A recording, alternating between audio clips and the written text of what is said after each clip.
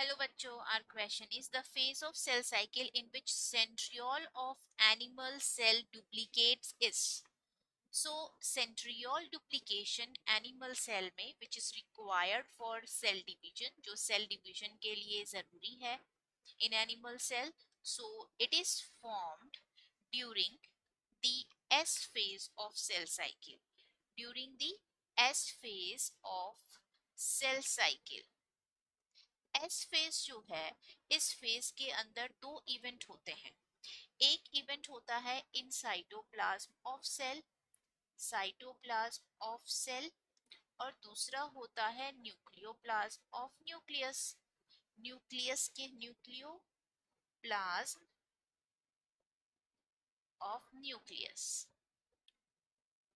So nucleoplasm of nucleus के अंदर तो चल रहा होता है DNA replication.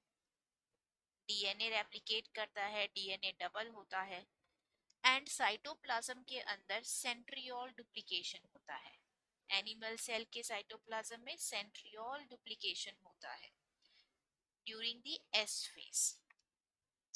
So fourth option is the right answer. G1 and G2 both are growth phases. Are growth phase of cell cycle.